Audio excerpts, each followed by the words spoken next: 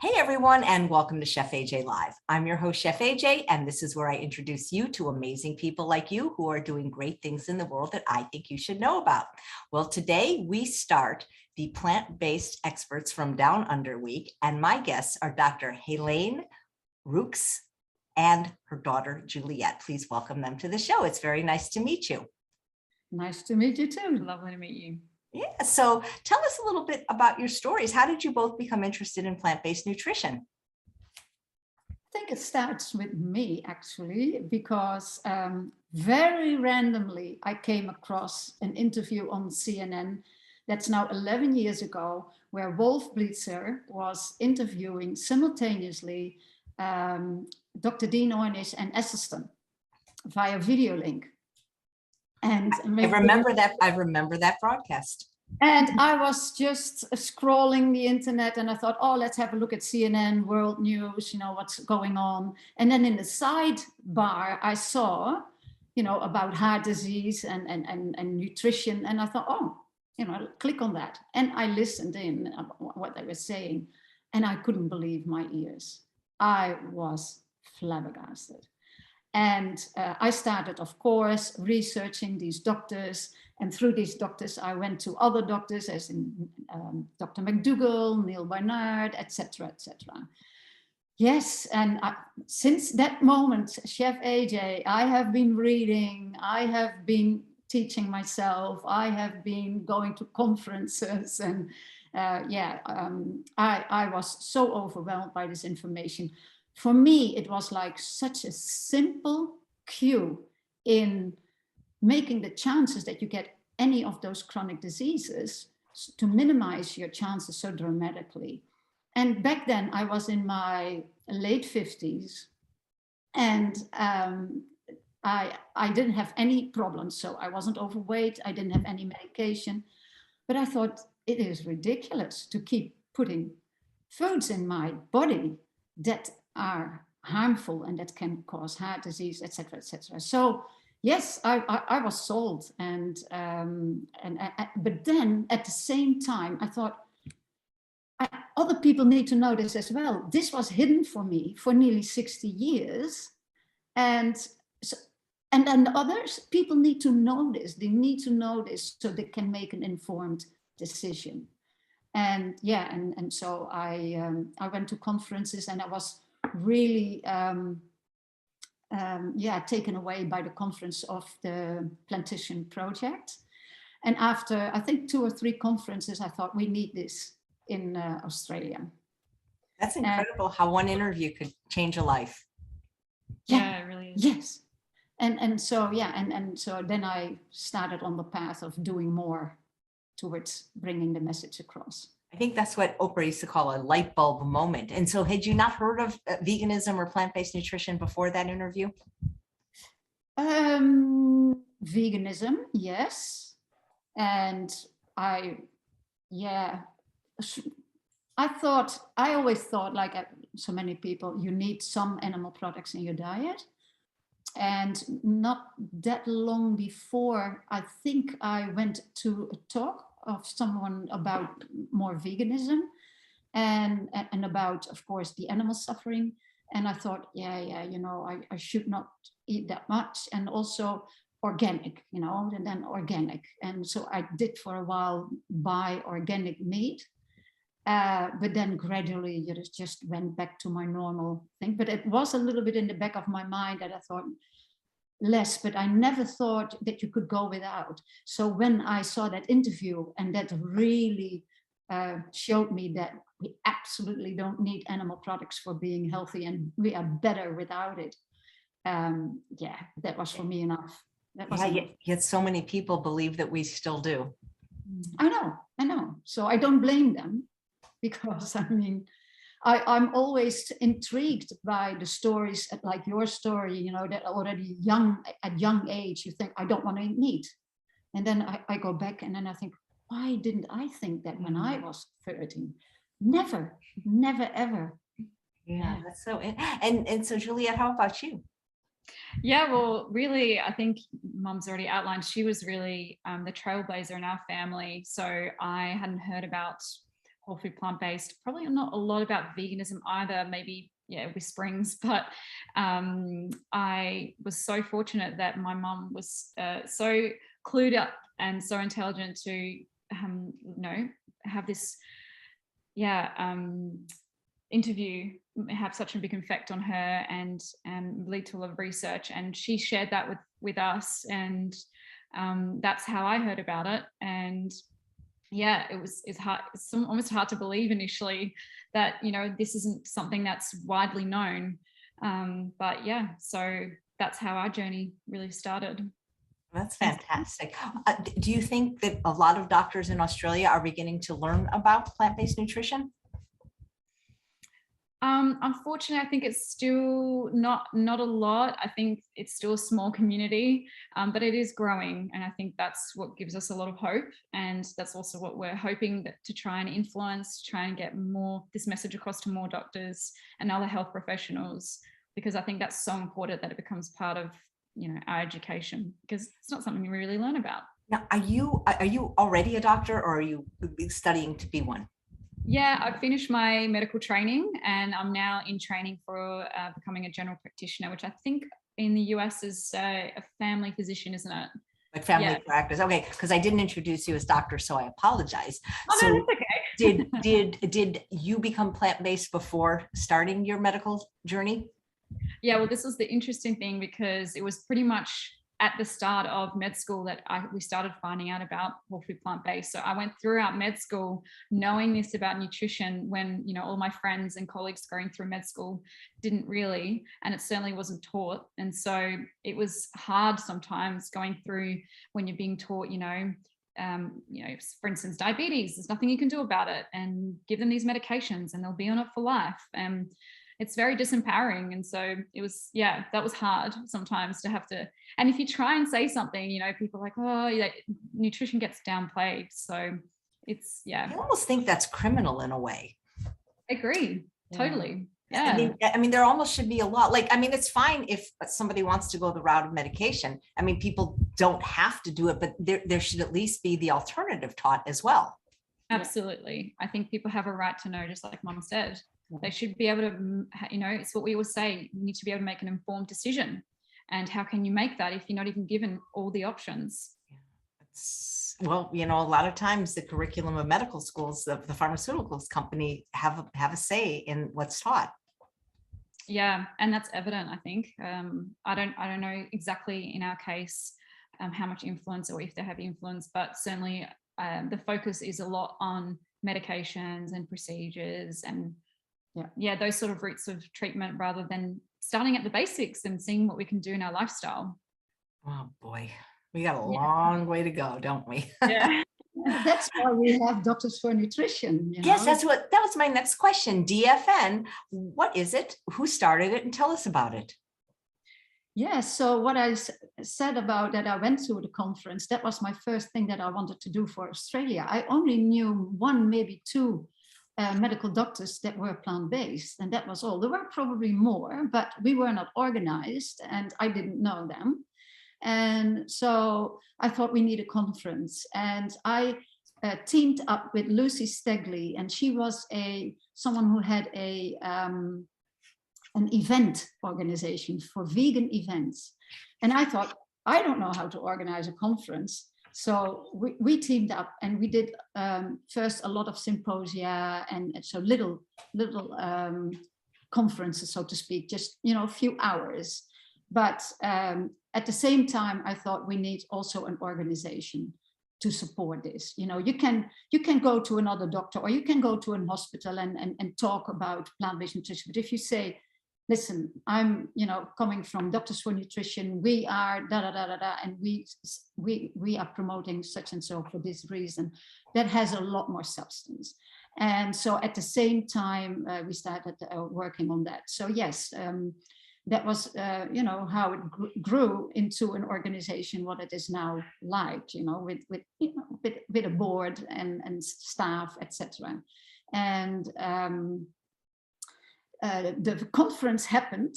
So our inaugural conference was in 2019, And we hope to do another one, I think in 21, but then of course with COVID, we decided not to do it online because there are so many of these conferences online, and we wanted to wait for an in-person again. So hopefully that will happen soon. Wow. And and our inaugural conference, we had Dr. Neil Barnard, who is also on our advisory council. Dr. Scott Stoll was one of the speakers, and Ellen Desmond from the UK, the gastroenterologist. So no, it was a beautiful conference. It was sold out with 250 delegates, and we got really beautiful feedback. So we're so much looking forward to repeating that. That sounds amazing. This is just the reason, we want to educate healthcare practitioners. That's our aim. How, other than with the conference, how are you reaching them? Yes, that's pretty hard, of course. Well, in the meantime, we are now 3.5 years. So we developed a practitioner guide for practitioners. And so at events or any way we can, we hand them out, or they are free available on our website. We send them free out here in Australia and New Zealand for anyone that wants to have a practitioner's guide. And with the practitioner's guides come some handy handouts as well, like a patient handout, shopping ideas, the 4-leaf quiz, to see how far people are, because a lot of people, as you know, will say, but I eat pretty healthy. And then they do the quiz, the 4-leaf quiz, and then they don't score that well. And then they know I can do better. So yeah, all these kind of handy handouts. So that's a way of reaching them. We have started webinars for healthcare practitioners. So we got more and more interest from healthcare practitioners that way as well. They are also free, with international speakers as well as local speakers, of course. What else have we done? We've got recipes now on our website, also some recipes specifically for children. I think that are, I think, the highlights of what we have been doing. And we are trying to develop a course for general practitioners. We want to focus on the general practitioners within the healthcare practitioners, because as you understand, they are the first, well, especially in our country, the first doctor they see, because you have to go through your GP to get to a specialist. Wow. I'm curious, Dr. Juliette, what you learned in medical school in general and also about nutrition, would that be similar to what you think a doctor learns in the United States? Yeah, I think it probably comes as a surprise to a lot of people to learn that, at least during my medical school education, I reckon I probably only learned 2 hours or 3 hours worth of nutrition. And it was, it's pretty appalling. And it's very sort of basic, more around the, macro, micronutrients, and definitely not exploring how diet influences health and how it can influence diseases as well. So it's a real shame, and definitely a big area where there can be improvements. And to be honest, I imagine it's like this in most medical schools, including in the US, but even around the world. Yeah. I think there's definitely not yet an emphasis on nutrition, unfortunately, but hopefully that will start to change. So how are we going to reach medical students? Can you go call everybody in your class and tell them what you learned?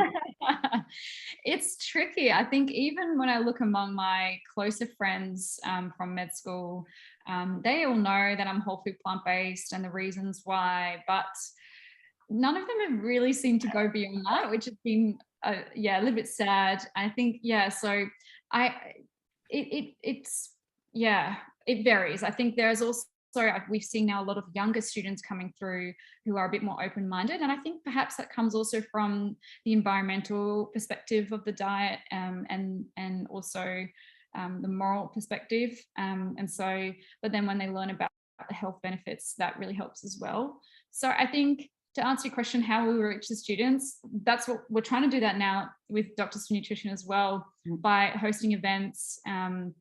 And hopefully maybe in the future, I would like to try and see if we can get some nutrition into the curriculum. I think that would be really good, because I think that you reach all of the students, whereas at the moment, I think we're reaching those students who are already, a little bit interested and want to learn more. And EMSA, our connection. Yeah. So we are also working closely with the AMSA, which is the Australian Medical Student Association. So we've done a few events with them, and they've helped us out with events as well. So it's really lovely that we've got that sort of collaboration with the Student Society. It must have been interesting seeing what you saw at True North. Yeah, that was an amazing opportunity. I'm so grateful that I got to do that. That was during my last year of medical school. We were able to do placements outside of Australia, and I chose to go to True North. And for me, it was, I'd learned so much about whole food plant-based from all the research and listening. I've been to a few conferences, but that was probably the first time I really got to see it in action. Of course, they're also doing fasting, but then they're refeeding onto a whole food plant-based diet. And it was just incredible to see the changes that people could undergo through that. I'll never forget, actually, this one patient who came in who was, had multiple comorbidities, and she carried this bag that was just full of medications. The poor thing, it's like eating a meal worth of medications every day. And she was going to be slowly put onto the fasting regime. But I think initially they started off even just with like a juice kind of cleanse first, because I think it was going to be too much of a change to go straight into fasting. But what was amazing is already straight away, they probably took away like 80% of her medications and said, you won't be needing these anymore if you can stick to this. And just to see what that meant for her was pretty incredible. Wow. Yeah.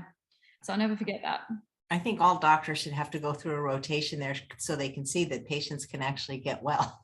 Yeah, absolutely. Certainly. Yeah. Mandatory. I always refer to, there's a study, and I can't remember now who did it and when, but they did like an interview, and they asked medical students at the start of their training whether they thought nutrition played an important role in health, and vast majority said yes, absolutely. And then they repeated that at the very end of their training and said, is nutrition important in health?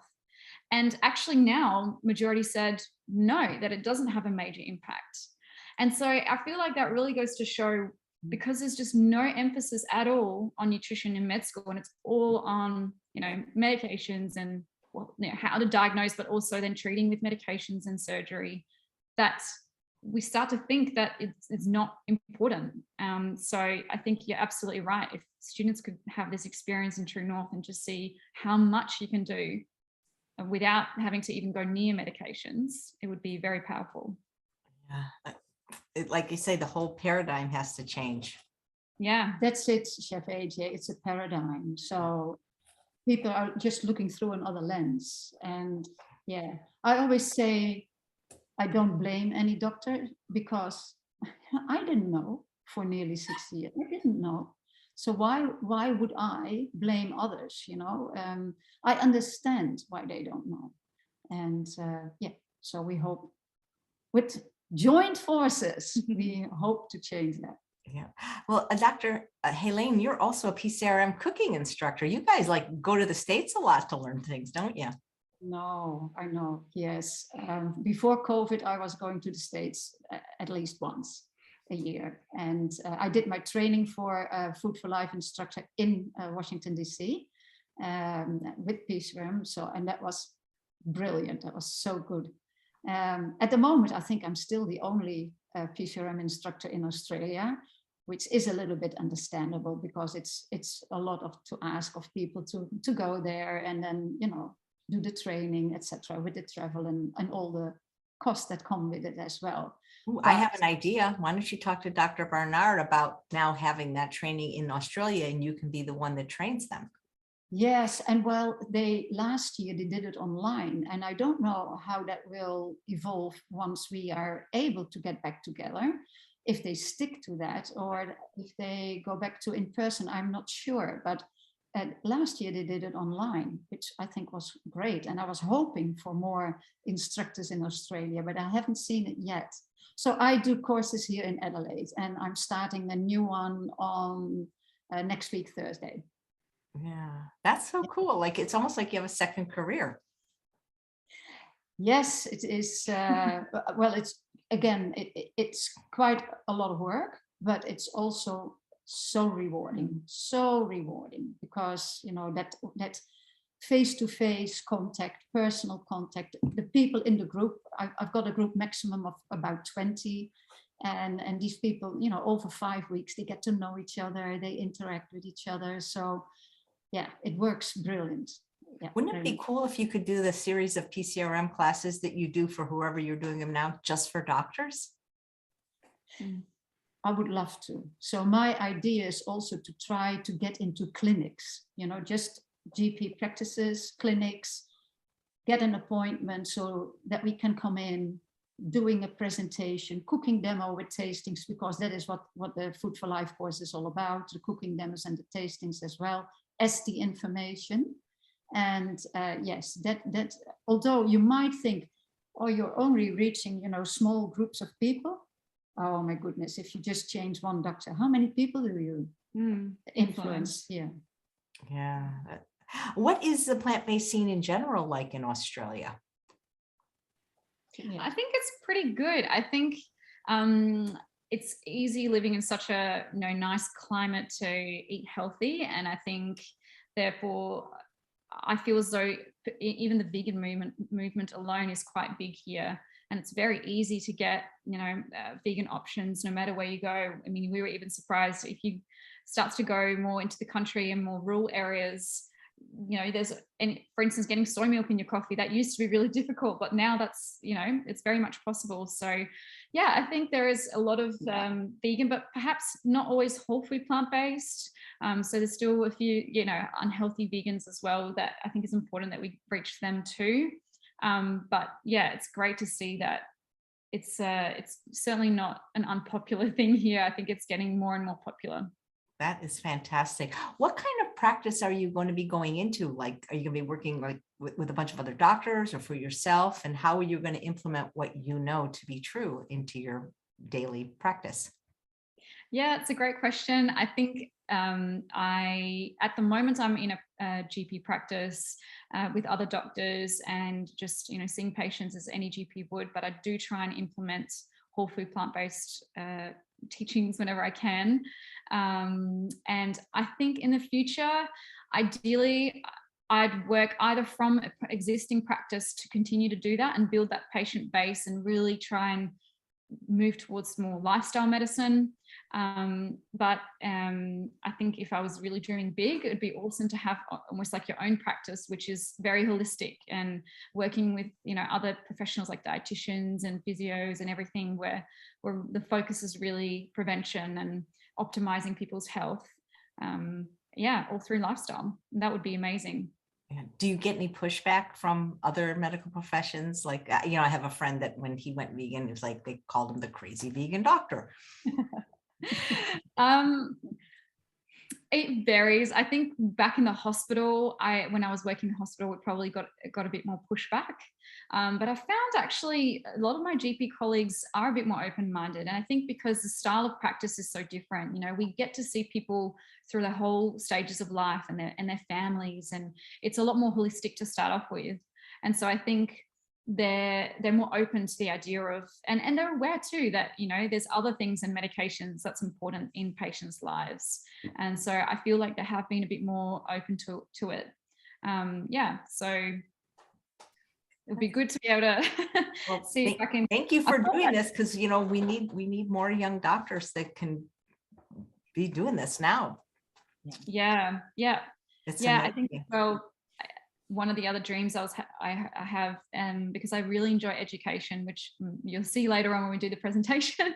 I love doing those sorts of things, and I'm hoping that, on locally to have this sort of lifestyle practice, but even on a more global scale, I'd love to be able to be involved in whatever capacity to try and spread the message also more globally, perhaps through education. So. Is processed food as insidious in Australia as it is in the United States? How is it something that's very popular? Oh yeah. I don't think there is a big difference, to be honest.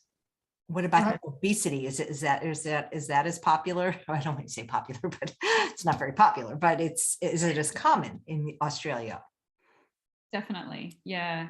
I have to check the latest stats, but I believe for a while we were even, we had more prevalence of obesity in Australia than in the US.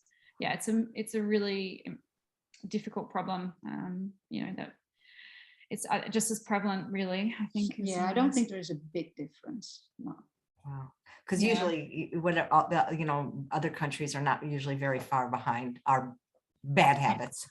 Yeah. Yeah. Yes. It's because, you know, the world is becoming more and more one place. So what happens in one spot that quickly transfers to other places on Earth as well. So, and as we know, these foods are very popular, addictive. So yeah, everyone wants them. Yeah. Yeah. Yeah. It's just, you know, I was talking to somebody the other day, and if you, and not that I'm for eating animal products at all, but if you just took out processed foods, I doubt you would see the disease and obesity rates that we're seeing today.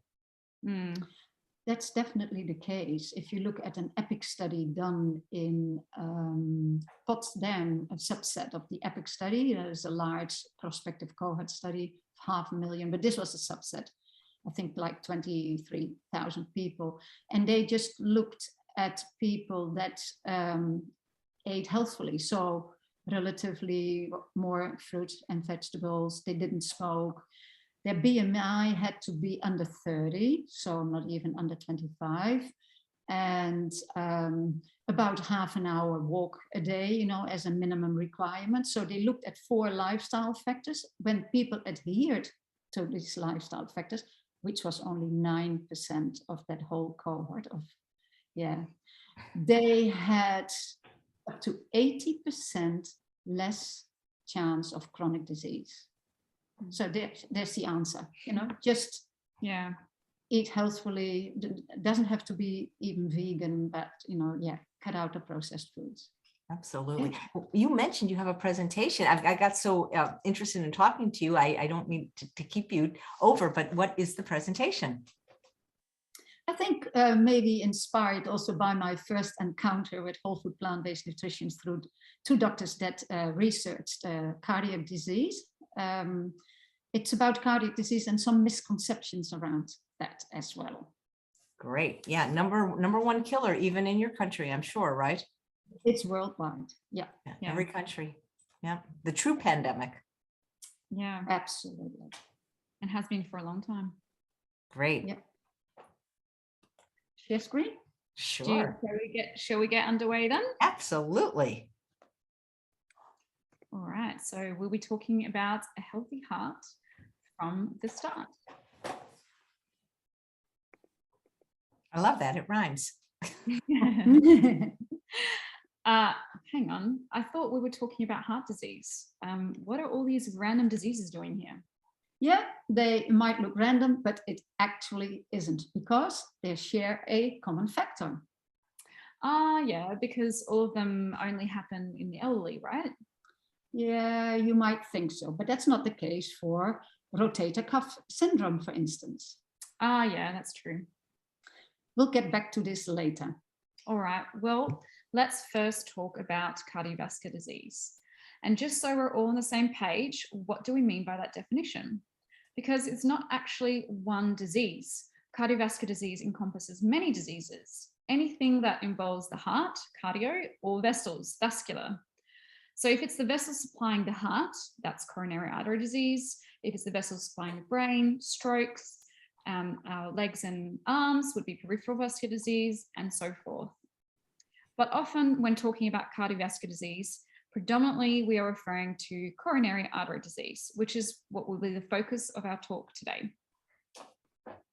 So as we just mentioned, we know for a fact that cardiovascular disease is the #1 killer worldwide. So here you can see what the deaths are globally, and 18.6 million of those deaths are due to cardiovascular disease. So that means it ends up being 1 in 3 people, 1 of 3 deaths are due to cardiovascular disease. So yeah, these numbers are always impressive, but they are numbers. But what they don't show is the human suffering of cardiovascular disease. First of all, through the symptoms. People have chest pain, shortness of breath, or experience dizziness. And then through the complications people suffer. They, for instance, heart attack, or heart failure, as we know, stroke or kidney disease, and then the personal and economic consequences. Medications, their side effects, surgery, hospital admissions, unemployment, psychological effects, and financial cost, but also a social impact, because this person is not alone. It has family, friends, colleagues. The impact of a chronic disease as heart disease is so much larger than just one individual. And with such a devastating disease, it makes you question, is there anything that we can do about it? And I think in order to answer that, it's important to have a clear understanding of what happens at the core of this disease. And if you had to put it down to one word, I think we'd all agree it would be atherosclerosis. This is a process that can occur in any artery in our body, but for this talk today, I want to focus on just one artery. And in this context, it would have to be the heart arteries supplying the heart, the coronary arteries. So here we see the coronary arteries, and if we take just one and take a cross section, we get a glimpse of the three layers that make up the wall of the blood vessel. And if we go from outer to inner, it's the externa, the media, and the intima. And the layer I would like you to focus on is the inner layer, the intima, which is made of a single layer of cells called the endothelium. Now, while that might not sound that impressive, actually it does a lot of things. So we used to think that the endothelium is just a barrier between blood and tissue, but it does so much more than that. It's also involved in vascular tone, blood fluidity through pro and anticoagulant factors. It's involved in the immune response and in angiogenesis, which is the formation of new blood vessels. Another component that I really want to highlight is a gas, nitric oxide, which is produced in the endothelium. It is the strongest vasodilator in the body and helps to regulate blood pressure in part, but it also is incredibly important in preventing some of the problems that arise with atherosclerosis. For instance, it inhibits platelet aggregation, smooth muscle cell proliferation, and the adhesion of monocytes. This might sound a little bit confusing for now, but I'll expand on this in a moment. So this is what a normal artery should look like with a healthy endothelium. What then happens in atherosclerosis when it all goes wrong? So the first step in this process of atherosclerosis is endothelial dysfunction. And there are numerous factors that can cause this. So ones we commonly would hear about would be high cholesterol, high blood pressure, just to name a few, but this isn't a complete list. Once there is endothelial dysfunction, particles such as LDL, which is low density lipoprotein and mostly consists of cholesterol, can now enter into the subendothelial space from the blood. These particles become oxidized, and this makes them highly inflammatory and causes them to release a host of inflammatory mediators, and that has numerous effects. So one of these is that it causes the endothelium to express adhesion molecules, which are like receptors that recruit monocytes and other white blood cells. And they are now able to attach and enter into the subendothelial space and change into what are known as macrophages. These macrophages try to remove the LDL particles by engulfing them. And when they do so, they become saturated with the LDLs and are now known as foam cells. Smooth muscle cells from the middle layer are also recruited into the subendothelial layer, and they replicate and also engulf the LDL cholesterol. So these lipid-filled foam cells and smooth muscle cells form what is called a fatty streak, which is the first visible sign of atherosclerosis that we can see within the artery. Eventually, the lesion grows as we get an accumulation of lipid, foam cells, smooth muscle cells, as well as fragments of dead cells, and that produces what is known as the lipid core of what is now becoming plaque. And this begins to protrude into the lumen of the artery. The smooth muscle cells secrete factors such as collagen, which creates what is known as the fibrous cap over the top. And then there's also calcium salts, which start to accumulate and crystallize and causes plaque to harden. So now we're at the final stage of the plaque. And yeah, we have fully formed plaque now. The fate of this plaque varies. Sometimes it can be stable and people might have symptoms at this point. Other times it can rupture and spill out all its contents into the blood, which is very inflammatory. And the body tries to put a thrombus over the top to control it. But as a consequence, it completely blocks off the artery.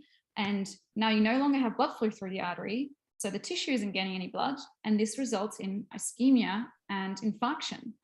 And if this happens in the heart, for instance, this is known as a heart attack. So in summary, we start with endothelial damage, then fatty streaks, and finally a plaque. I don't know about you, but I certainly wouldn't want this happening in my arteries. Although, do I really need to worry about this right now? I mean, as we can see in this chart, cardiovascular disease mostly affects the elderly, right? So, I mean, it is known as a disease of the elderly. Well, is it really a disease of the elderly? Are there already signs of atherosclerosis in young adults and teenagers? Well, the PDAY study, Pathobiological Determinants of Atherosclerosis in Youth, was published in 1999 and answers this question. It was a large 9-center study involving nearly 3,000 people aged between 15 and 34 years of age, both males and females. These subjects had died from non-cardiac related death, but from homicides, accidents, and suicides. In the youngest subset of this group, from 15 to 19 years old, they found that all aortas and half of the right coronary arteries had already atherosclerotic lesions. If we then look at the whole research group, 15 to 34 years old, they noticed that with the increase in age in this group, there was an increase in prevalence, extent, and progression of lesions.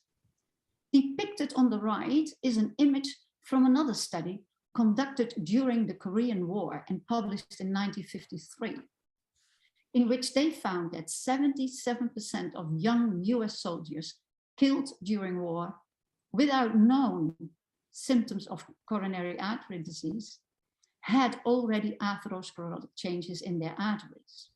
This picture specifically is of the coronary artery of a 22-year-old US soldier with no symptoms of heart disease, but clearly had significant atherosclerotic disease. You can see that the lumen of the artery is almost completely occluded. This was the landmark study that shifted the perception that heart disease primarily affected the elderly. Wow. So it seems I am already at risk, as evidently atherosclerosis was already present in people aged 15 years of age. But does it occur even earlier in life, before 15 years of age? Well, in a study published in 1969, they examined coronary and aortic arteries from almost 5,000 autopsies. And this was in both males and females from 6 different ethnic groups, which was mostly in North, Central, Southern America, and also in Africa. And these were between the ages of 10 to 39 years. And they found that almost all had aortic fatty streaks by the age of 10, and most had coronary artery fatty streaks by the age of 20. And this was regardless of geographic or ethnic origin. Wow, atherosclerosis at 10 years of age. Dare we ask, what is the youngest age at which we can see atherosclerosis? Well, it's hard to believe, but atherosclerosis can already be detected as early as in the womb. In 1997, a study examined 82 specimens from spontaneous abortions and premature newborns, with a fetal age ranging between 5 and 7.5 months. They found that in all aortas, they saw the beginnings of fatty streaks. Interestingly, mothers with high cholesterol levels, their fetuses had more and larger atherosclerotic lesions in their aorta. There was a direct correlation between the cholesterol levels in the mother and the severity of the lesions in the fetus. And that correlation was highly significant. The correlation is likely explained by the fact that fetuses younger than 6 months are dependent completely on maternal cholesterol. But after that age, the fetus liver starts to produce its own cholesterol, and then this association disappears. So cardiovascular disease is not just a disease of the elderly, but it can already start as early as in the womb. While this might sound grim, all hope is not lost. There is something we can do, a way in which we can not only halt, but often reverse the damage that most of us likely already have in our arteries. One monumental study that was able to achieve this was done by Dr. Dean Ornish, and a 5-year follow-up was published in 1998. It's a randomized controlled trial with 48 patients that had moderate to severe coronary artery disease. The control group followed the instructions of their own specialist, and the intervention group got a plant-based diet plus some lifestyle advice as well: moderate exercise, stress relief, support of community. What happened? Here we see the start of a graph. On the vertical axis, we see the diameter of the stenosis in percentages. So at the start of the study, the plaque was similar in both groups, like 41%. And after 1 year, we already see that in the plant-based group, this plaque becomes smaller. But in the control group, it increases. And after 5 years, this difference has only increased, and it was highly significant. Dr. Ornish's findings were further supported by Dr. Esselstyn's study in 2014.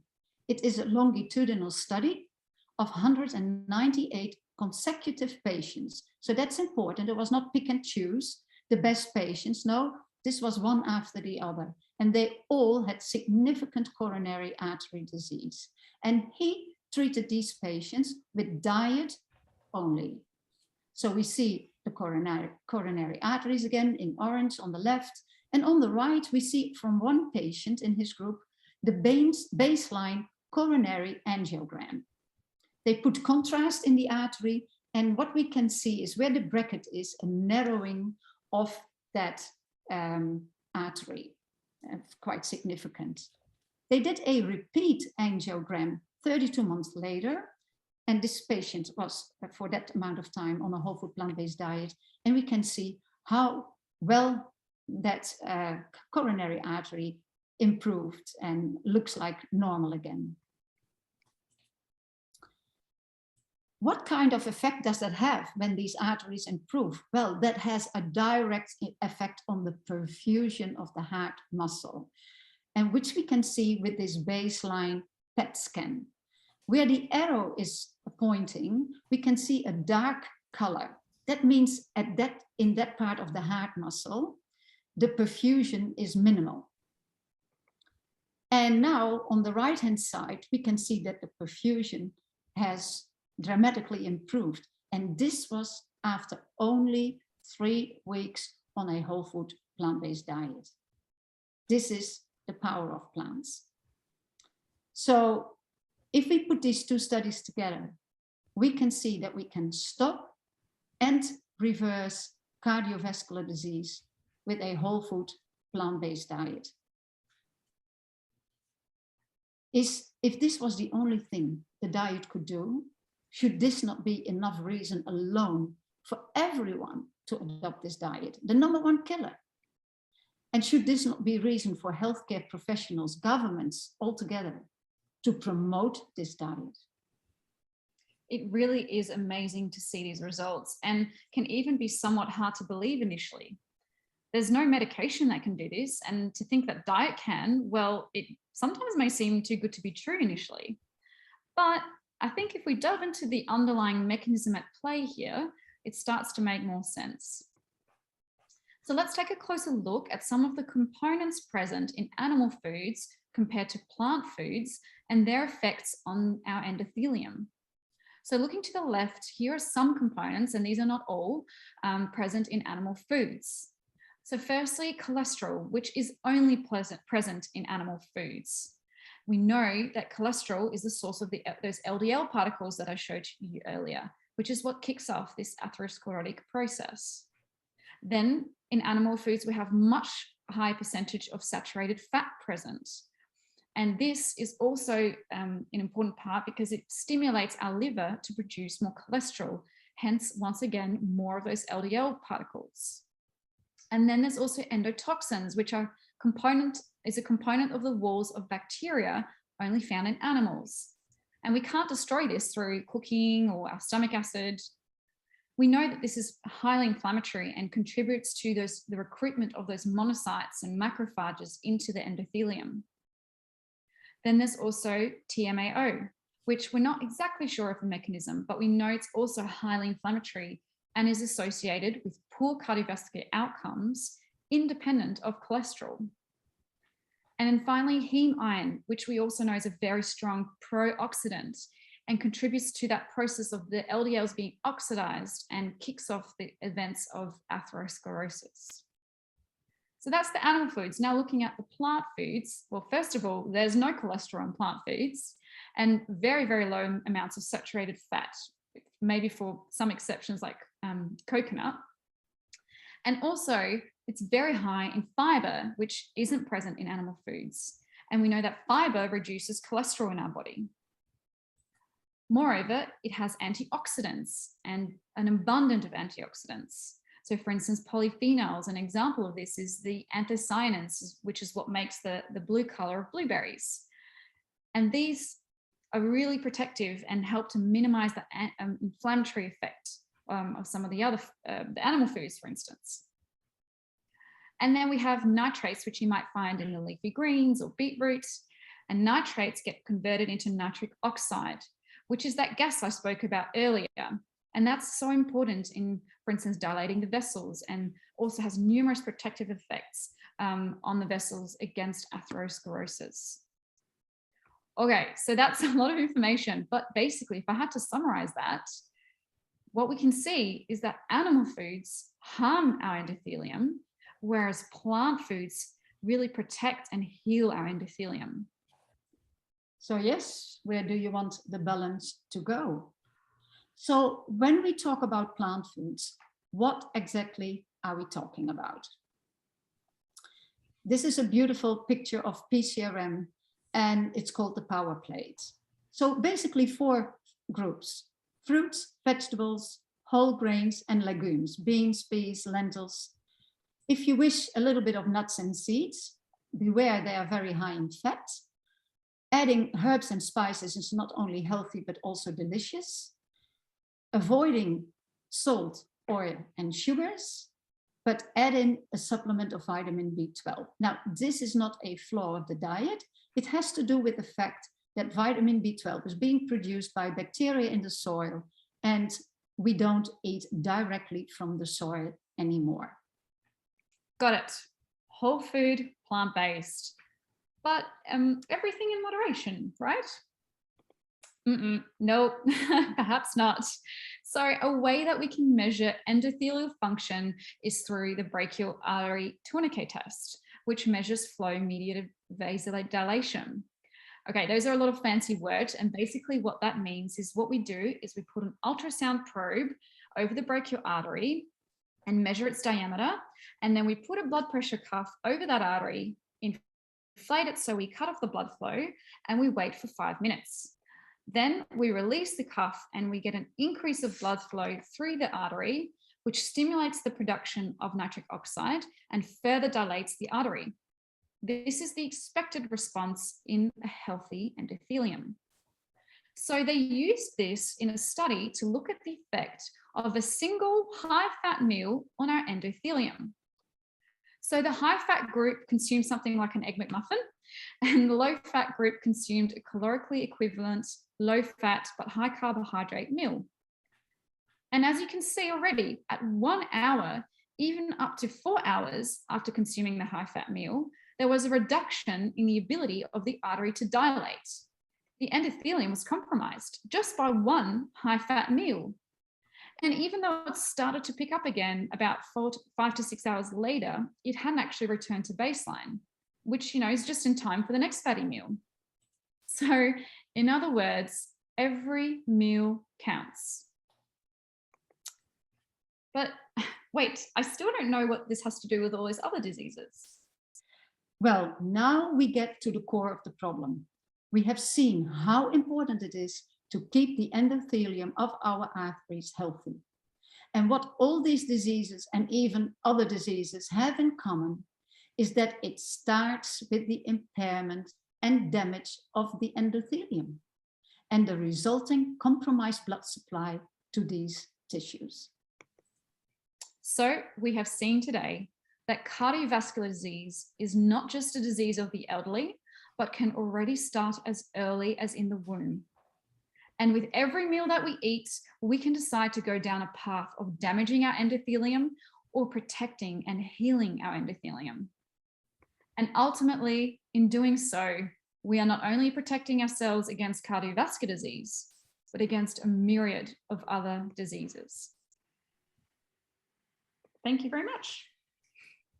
Wow, I feel like I was at a conference. You guys are wonderful. I love the way you present it together. I don't think I've ever seen it like that. That's amazing. Thank you. Yeah, really, really, really well done. Endothelium. Do most people even know they have one or what it is? No. Highly doubt it. Yeah, I think I only knew about it going through med school. Yeah. Because it's everywhere, right? It lines all the vasculature, not just the heart. Am I correct? Yes, Everything, absolutely. Everything. Yeah. So what we think of as heart disease, it can be anywhere. That's right. Yeah. And often I think heart disease is actually one of the later, if people get symptoms from heart disease, is probably one of the later things that because the arteries are relatively bigger. Whereas, for instance, we know erectile dysfunction probably happens a lot earlier because those vessels are smaller. Yeah. It's funny because I have somebody I've known for 30 years that does not eat very healthfully and, has high blood pressure on medication. And, it's funny because just today she's going in for, I think it's called a carotid endarterectomy, where they scrape out the neck. Right. And so I very respectfully said, well, after the operation, I guess one was 90% included. Would you consider changing your diet? She was like, oh, well, this isn't heart disease, because, so they think that because it's not here, it's not related. Yeah. I know. Yeah. I think that's a common misconception by a lot of people and even by medical professionals. I think we all see these diseases as separate problems, but it's funny, they're a symptom of the same underlying problem. But can it be reversed even when it's here? And because we think when you showed the slides from Dr. Esselstyn's patient, you were showing a heart, but could it even work here on the carotid arteries, or we don't know? I think everywhere, but when it's calcified, that becomes problematic. The only thing is that you can stabilize plaques, and so not that prone to rupture, but when it's fully occluded and then thinking that you can get all that away with diet only, I think that's a big ask. But it's amazing how what happens as well is what Juliette explained is you get more vasodilation. So when we saw that after 3 weeks the perfusion of the heart muscle was had improved, that's not because the plaque had already shrunken that much or whatever. It's the more healthy functioning of the arteries being bathed bathed in healthy foods, you know, and getting more nitric oxide being produced by the endothelium. That's the direct effect. And that's what we hear from patients, that after a few weeks, they can walk a little bit further. They don't have as much chest pain anymore. So that's all these direct functions of the healthy endothelium. Yeah. I mean, it's amazing how many people will still choose a pill or a procedure, which has side effects and could even be fatal, over plans. Yeah, exactly. Yeah. You know, I remember my mom had that operation and she looked like Frankenstein afterwards. I mean, you know, I mean, the scars just, they never got, I mean, you know, she just had these 2 huge scars on both sides of her neck. Yeah. Remember, her doctor said, well, you'll never see me, because, you know, he understood a little bit about nutrition. He said, well, don't worry, you're never going to have to go through that. But I feel bad for people that don't have this knowledge, for one, and those that have it that won't even try it, because it's basically free. Yeah. But then it's a choice. So, you know, that's, still they could do more. But if you make the choice that you don't want to do it, or you think you can't do it, whatever. But if people don't know it, that's when I feel really sorry. Yeah, I think what's also sad is often we see that even when people know it, but I see this particularly with a lot of my patients, you know, if we do routine blood tests and we see that there's high cholesterol or high blood pressure, I really try and have a serious conversation about diet and, you know, how that's really going to make a major change, and not just specifically for that problem, but a myriad of other problems. But I feel like often it takes, you know, the heart attack or something like a pretty drastic sort of health issue for people to really go, okay, actually, I really need to do something now. Yeah, ideally you can do it before then, as we've seen today. You know, the start of atherosclerosis is already much earlier. So, and as soon as you do something about it. I remember hearing from that from Dr. Esselstyn, like on autopsies on very young children, that they already found the beginning of plaques. Yeah, exactly. Yeah, and these studies show that. I mean, look in the womb, and then so fetuses already have the beginnings. Oh, yeah, you know, linked to their mother's cholesterol levels. Yeah. Well, so that's thank you guys so much for the work you're doing to educate people down under and above and everywhere else that you get to do your conferences. How can we support your work or follow you? Do you have a social media presence, or where would you like people to learn more about you? Yeah, I think you got some links and can put it in the show as well. But doctorsfornutrition.org is our website, and we have many, you know, ways that you can support us. Of course, we are a charity, so we are completely dependent on donors, but we also get volunteers helping us out. People can follow us. We've got newsletters coming out regularly, and then you keep up to date with what we are doing with the webinars and all other activities that we have on our agenda. That is wonderful. Just a fun question. Are there any, because I've never been to your country, I hear it's really beautiful, but are there any foods that are traditionally Australian that you've been able to veganize? Well, that's a good question. We are not original Australians, but yeah, I guess the barbecue is like the stereotypical Aussie, which is very easy to veganize. You know, you can. It's not. I guess you see a lot of the more processed options, you know, with the fake maybe sausages and things like that. But even just veggies grilled on the barbie are delicious. So, yeah. No need to put shrimps on the Barbie when you can put zucchini. That's great. Well, thank you guys so much, and I really appreciate your work. Same to you. It's amazing what you're doing. Thank you so much. Thank you for having us, Chef AJ. It was absolutely a pleasure. Such a pleasure. And thanks all of you for watching another episode of Chef AJ Live. Please come back tomorrow when we have another amazing healthcare professional as we continue plant-based experts from down under. Take care, everyone. Bye-bye.